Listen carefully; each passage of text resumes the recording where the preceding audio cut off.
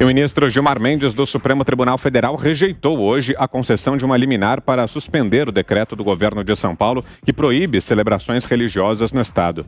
A decisão contraria o entendimento do ministro do STF, Nunes Marques, que, em caráter liminar, determinou no sábado que governadores e prefeitos não podem proibir a celebração de atos religiosos, desde que preservados protocolos sanitários. O pedido de suspensão da decisão, negado por Gilmar, alegava que as restrições impostas pelo governo de São Paulo são desproporcionais e atingem o direito fundamental à liberdade religiosa.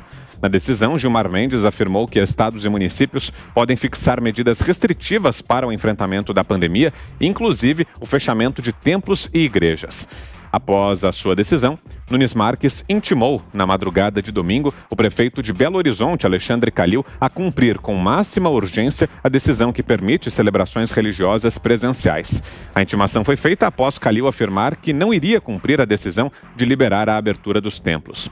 Em meio à polêmica, o presidente do STF, ministro Luiz Fux, definiu que o plenário julgará na quarta-feira uma posição definitiva a respeito da liberação ou não da realização de cultos e outras práticas religiosas presencialmente durante a pandemia.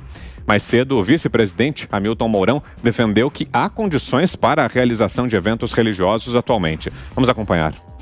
Tudo depende das pessoas, depende do templo, né? Se você tem uma igreja que tem um espaço bom ali, você limita 20, 30 pessoas separadas, 2 por banco, vamos colocar assim, né? Todo mundo de máscara, obviamente. Eu acho que há condições. Agora, quando são templos apertados e muita gente lá dentro, é óbvio que não é conveniente. Então, o vice-presidente da República, o general Hamilton Mourão. Volto com você, Ana, você que tinha mencionado aí no nosso primeiro bloco esse tema, né, essa discussão que chega ao Supremo. Quais suas impressões a respeito da decisão do ministro Nunes Marques, da resposta dos prefeitos, desses desdobramentos agora no próprio STF? Temos 2 minutinhos, Ana. Na sequência, a gente vai seguir tratando desse caso também com uma entrevista aqui no programa. Antes, queremos ouvi-la. 2 minutinhos, Ana. Bom, Vitor, eu vou ler aqui um trecho de um livrinho chamado Constituição. É o artigo 5, inciso 6. É inviolável a liberdade de consciência e de crença, sendo assegurado o livre exercício dos cultos religiosos e garantida a proteção aos locais de culto e suas liturgias. Isso está na nossa Constituição, no artigo 5º aí da nossa Constituição, no inciso 6º, né?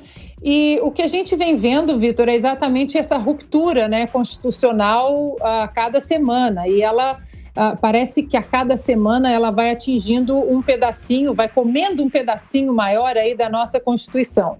Não custa a gente lembrar, Vitor, que a decisão do Cássio Nunes, muita gente está chamando a decisão de irresponsável, mas eu acho que é para quem não leu a decisão do ministro Cássio Nunes, porque ali naquela decisão dele, ele estabelece todas as medidas sanitárias importantes para a abertura de igrejas e de templos. Ele colocou 25% apenas da capacidade, higienização das mãos, álcool gel, uso de máscaras. É só entrar aí na internet e ver que a decisão do ministro Cássio Nunes é acompanhada de medidas sanitárias muitíssimo importantes. O que a gente não vê entrar nessa discussão é fecha templo, mas mantém aí os transportes públicos lotados, trens lotados, e isso parece que foge completamente dessa discussão.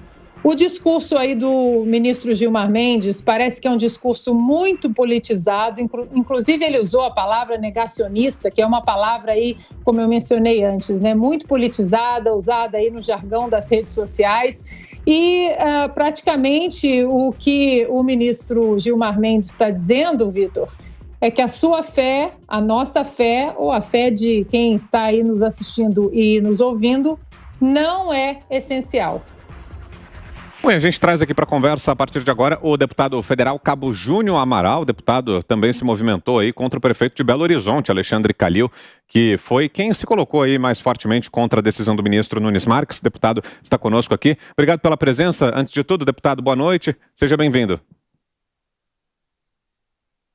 Boa noite, Vitor. Boa noite a todos que estão acompanhando os Pingos nos Is. Ana, Zé Maria, Fiuza. É uma satisfação poder participar com vocês nesse momento, e realmente a gente se mobilizou nesse final de semana acompanhou esse descalabro, essas declarações, alguns preferem chamar de infelizes, né? Eu chamo de muito bem pensadas, do ditador Alexandre Calil. E só para pegar um gancho do que a Ana acabou de falar. Ana, ninguém que está atacando a decisão do ministro Nunes Marques leu a decisão. Que você foi muito feliz em destacar que a decisão não traz apenas a possibilidade da realização dos cultos presenciais, as missas, mas também a lembrança, né, desses critérios de medidas sanitárias. A decisão do ministro Nunes Marques, ela é mais rígida do que a própria orientação da OMS. Eles que gostam tanto de ter a OMS como referência. A OMS estabelece que as medidas de segurança para a realização de culto seria da distância de 1 metro entre os fiéis. E a decisão do ministro estabelece 25% da ocupação dos templos, o que, num cálculo fácil, você compreende que seria muito mais distante do que 1 metro entre os fiéis. Então, é mais uma ação, mais uma politização daquilo que era para poder ser tratado como questões técnicas, mas principalmente nesse caso, constitucionais. Mas o que o senhor fez exatamente, deputado, contra o Calil foi uma ação na justiça? Explica pra gente. Ô, Vitor, eu me mobilizei logo nos primeiros minutos posterior à declaração arbitrária do Calil. A gente impetrou um mandado de segurança preventivo, porque ali ainda não tinha concretizado um crime de responsabilidade, por exemplo, o crime de desobediência, mas ele já estava se manifestando que não cumpriria a decisão do alto escalão do judiciário, do ministro do STF. Acho que não gastou, né, algumas horas e, de repente, o próprio ministro já se mobilizou também, botou a Polícia Federal de prontidão, e o Calil, né, que não come fezes, apesar de parecer louco em alguns momentos, ele recuou. Ficou muito feio para ele, né, porque se colocou ali numa posição de todo poderoso e precisou recuar como um menininho carente. E não executou ações no domingo. Eu estava bem ansioso para que ele executasse, fiquei de prontidão acompanhando, fiz contato com diversos líderes religiosos, mas na prática das informações que a gente alcançou, não houve nenhuma notificação. Então acabou que ele não avançou nessas medidas, mas provavelmente ele foi orientado por alguém que entende muito mais de Constituição e das consequências desse seu arrobo autoritário do que ele. Guilherme Fiuza, sua pergunta, Fiuza. Deputado, boa noite. O que o senhor achou da decisão do ministro Gilmar Mendes contrastando a decisão do ministro Cássio Marques? Ô, Fiuza, você sabe muito mais do que eu, inclusive, que o ministro Gilmar Mendes, ele não profere decisão judicial. O ministro Gilmar Mendes profere decisões políticas, estritamente políticas, como a Ana também disse, até os termos que ele usa são termos do mainstream político da esquerda. Das pessoas que estão chamando o Bolsonaro de genocida, que politizam o vírus. E eu não vejo essa mesma disposição dele em promover a verdadeira justiça, mas a gente vê para tornar Lula inelegível, nas suas declarações até emocionadas para defender advogado de um réu, e para mim o maior criminoso da história desse país. O ministro Gilmar Mendes é uma vergonha para o judiciário brasileiro, e eu duvido que você encontre meia dúzia de juízes para poder falar o contrário, para defender o contrário. E aí a gente sempre tem que voltar ao assunto. E qual que é a possibilidade da gente mudar esse cenário? É o Senado. Então, aguardemos, a gente continua aguardando, né? Parece uma espera eterna de que senadores terão peito para poder pautar o impeachment de pessoas como Gilmar Mendes, porque assim como ele, outros, né, na Suprema Corte precisam se enfrentar esse processo, e aqui já não estou nem querendo fazer condenação não, mas pelo menos ser pautado, como também do ministro Alexandre de Moraes. Mas enfim, de julgamento, o julgamento político é o que mais se vê nessa corte, mas aí em especial eu destaco o ministro Gilmar Mendes e o ministro Alexandre de Moraes. Para você que chega agora, estamos recebendo o deputado federal Cabo Júnior Amaral. A próxima pergunta agora é de José Maria Trindade. Por favor, Zé. Salve, deputado. É um prazer falar com o senhor aqui nos Pingos nos Is. Isso aí provocou uma confusão no Supremo. Hoje, o ministro Marco Aurélio, em entrevista aqui na PAN, chamou o Nunes Marques de o novato, né? Se referindo exatamente à decisão dele. E o Luiz Fux como ele foi também instado a decidir, marcou para quarta-feira uma decisão do plenário do Supremo para falar sobre essa liberdade. Mas o que eu estou vendo, e a Ana leu um trecho da Constituição, a Constituição garante também a vida, garante a liberdade, o culto religioso, garante a saúde, garante a educação, né? E aí, durante essa pandemia, a gente viu que isso tudo pode ser relativizado, né? Em que ponto, deputado, o senhor acha que o Supremo Tribunal Federal está manipulando ali esses dados da Constituição para relativizar tanto os direitos que são os direitos constitucionais que nós achávamos que tínhamos? Ô Zé, prazer falar contigo, mineiro de Medina. Para mim, Zé, a referência é o presidente Bolsonaro. Que o presidente Bolsonaro se posiciona a favor, o STF e o restante do sistema cegamente se posiciona contra. E vice-versa. Eu duvido, Zé, se o presidente Bolsonaro tivesse feito lá no início da pandemia a defesa do tratamento precoce, inclusive mencionado medicamentos, o nome de medicamentos, se haveríamos toda essa batalha contra o tratamento precoce. E isso se estende a diversas outras ações decorrentes da pandemia, decorrentes dos assuntos que estão no noticiário político. É impressionante como que o presidente Bolsonaro sim serve de referência para posicionamentos contrários de todo o restante do sistema, e o STF está inserido no sistema, não só está inserido no sistema, como alguns de seus integrantes lideram o sistema. Então não vejo nenhuma outra conclusão para esse tipo de posicionamento, para esse tipo de comportamento. O ministro Marco Aurélio, às vezes, tem alguns lances, né, de lucidez, mas volta a se equiparar, fazendo declarações infelizes, chamando o seu par de novato. Será que ele vai ficar feliz se chamarem ele de o velhinho da corte, o aposentado, o marimbondo sem ferrão, porque está prestes a se aposentar? Então, quando é o inverso, Zé, se polemiza tudo, né? Fazem tempestade em copo d'água. Porém, não tem essas mesmas preocupações na hora de falar de pessoas que se posicionam a favor da população, que quase sempre está em consonância com os posicionamentos do presidente Bolsonaro. Ana Paula Henkel, sua pergunta, Ana. Deputado, lembrando aí também que o próprio procurador-geral, né, foi favorável à decisão do Nunes Marques, né, exatamente com base na liberdade de crença, né, protegida aí na nossa Constituição. Isso tudo que a gente está vendo, infelizmente, traz uma insegurança jurídica muito grande, mas também uma insegurança social.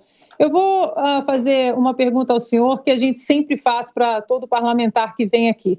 Parece que a única maneira da gente sair dessa esfera de insegurança jurídica é exatamente com o impeachment de um dos ministros ali da Suprema Corte que adoram vilipendiar aí a nossa Constituição. Como é que está esse assunto sobre algum processo de impeachment? Nós tivemos aí quase 3 milhões de assinaturas puxadas aí no manifesto pelo Caio Coppola, entregue ao Senado pelo senador Cajuru. Como estão essas conversas de bastidores em relação à realidade disso ir para o plenário e esse impeachment realmente acontecer? Ou pelo menos a votação dele? Ana, você tem razão. E o povo brasileiro mantém essa esperança. Você não arruma 3 milhões de assinatura em meia dúzia de dias por um motivo qualquer, não. Em relação às minhas expectativas, infelizmente, a cada dia a mais que eu vivo no Congresso Nacional, eu me torno mais pessimista em relação a essas possibilidades de um impeachment do ministro do Supremo. Mas não é o pessimismo que me tira a motivação, é claro. E aí, por que eu digo pessimismo? A conversa que se tem, parece que quando você fala algo do tipo, para a maioria, é uma piada. E aí você volta, né, àquelas compreensões da troca de favores, né? Você tem senadores que podem tomar esse tipo de atitude, iniciar um processo, que tem seus processos também lá no tribunal, no STF. E aí, sempre, volta e meia, inclusive a entrevista do Cajuru, ela é muito esclarecedora nesse sentido. Então, quando você fala, gente, está na hora, vamos caminhar nesse sentido, há diversas evidências, isso não falta. Para muitos, isso soa como uma piada. É como o ministro Marco Aurélio disse, né? que a gente ouve muito é isso, pô, Júnior, me ajuda isso, não é assim que as coisas funcionam, não. E eu sempre fico em busca, né, de compreender como as coisas funcionam, e por isso a cada dia eu fico mais frustrado, né? O que compensa esse sentimento, Ana, é que a gente ocupa o lugar de uma pessoa que poderia estar com esse mesmo tipo de pensamento, então isso acaba nos confortando, mas cabe ao senador Rodrigo Pacheco fazer história se ele quiser. Parece algo de outro mundo, né? Não era para ser, mas ele, se quiser, pode reescrever a credibilidade do parlamento, sobretudo do Congresso Nacional, né? E aí digo, estendendo muito além dos políticos, ele pode dar uma nova esperança para os brasileiros se pautar esse impeachment. Vontade popular não falta, razões jurídicas para tal não falta mesmo um pouquinho de coragem, um pouquinho de independência e menos curvatura, né, do Congresso Nacional para o STF, para a gente poder, quem sabe, em breve ver esse processo de impeachment pautado. Muito bem, esse é o deputado federal Cabo Júnior Amaral, esteve conosco aqui em Os Pingos nos Is. Obrigado mais uma vez, deputado, pela presença aqui. Uma boa noite, ótimo começo de semana. Até uma próxima. Obrigado, Vitor. Obrigado a todos que acompanharam aí. Contem com a gente. Obrigado. Abre o intervalo agora, na sequência vamos seguir tratando desse debate no Supremo Tribunal Federal sobre a liberação dos cultos presenciais. Fique por aí, agora são 6h59. Não é apenas um veículo. É uma experiência. Uma condução leve, uma direção perfeita. As ruas pertencem a você, ciclista.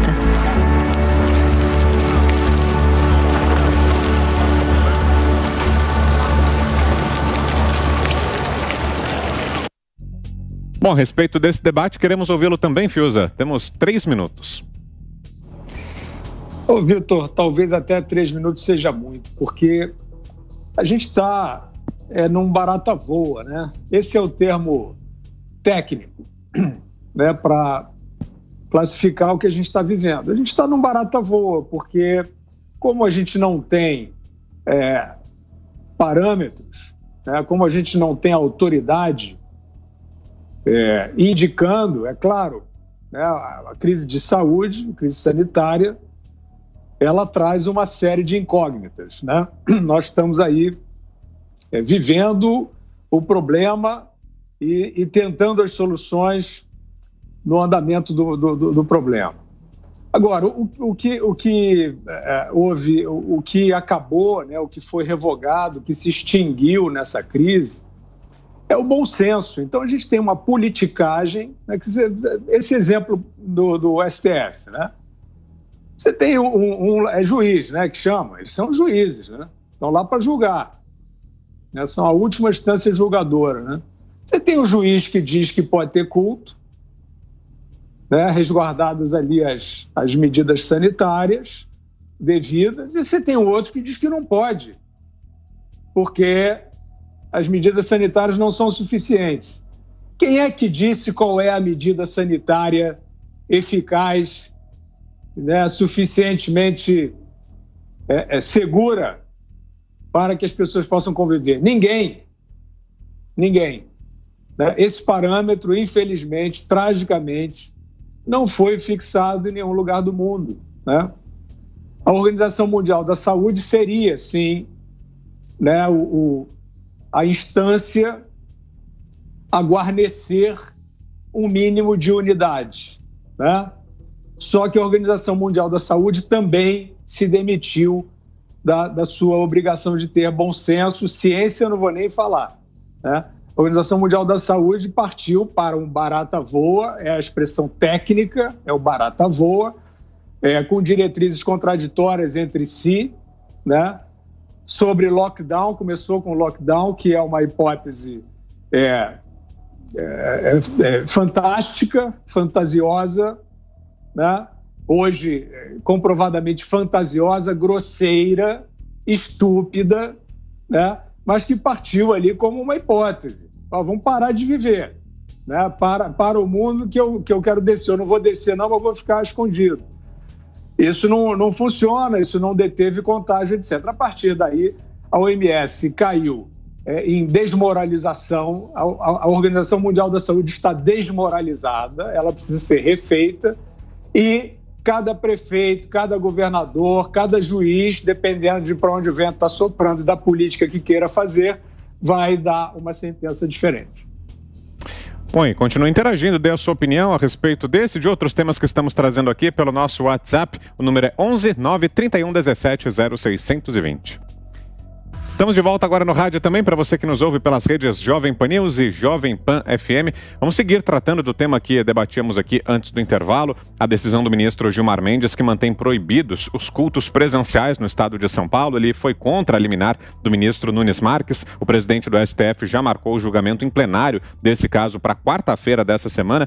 Zé Maria já vai comentar também a respeito desse debate. Antes, você tem uma informação, Ana, é isso?